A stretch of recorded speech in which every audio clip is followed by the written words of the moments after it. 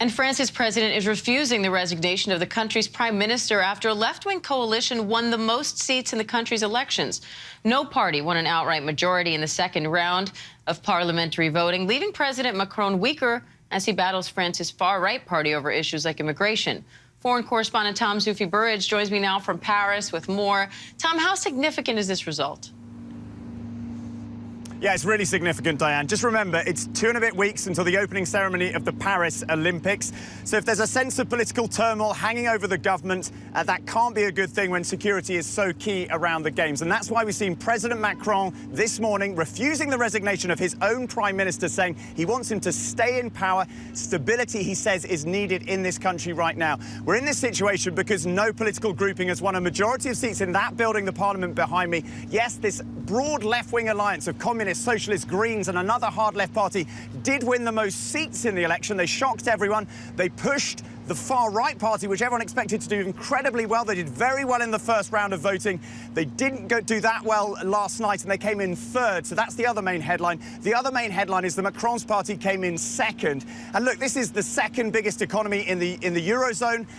France has the biggest military in the European Union, so it matters on the world stage. Macron has been a massive advocate for backing Ukraine, standing up to Russian President Vladimir Putin, not to mention the fact that France is a key ally for Israel, and that left-wing alliance that won last night has been advocating recognizing a Palestinian state. So it matters on the world stage, and Macron will go to that key NATO summit in Washington this week as a weakened president because his party have lost so many seats. Diane? And Tom, this comes just days after the UK ousted its conservative leadership in favor of the more liberal party. That was seen as a vote for change. Is this part of a larger trend?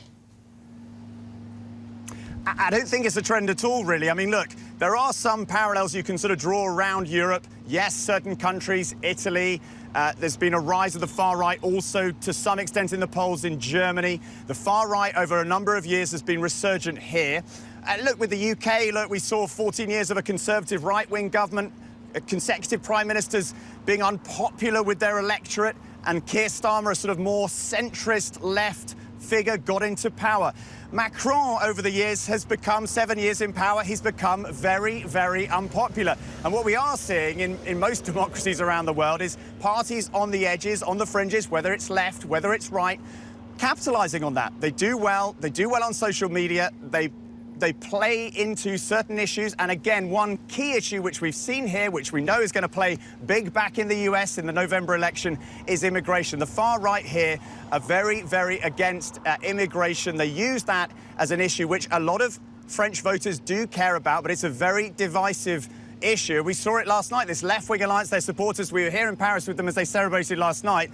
And many of them really felt very, very relieved that the far right had been pushed into third place because they feel that was the kind of politics of division. Diane? Tom Soufi Burridge in Paris, thank you.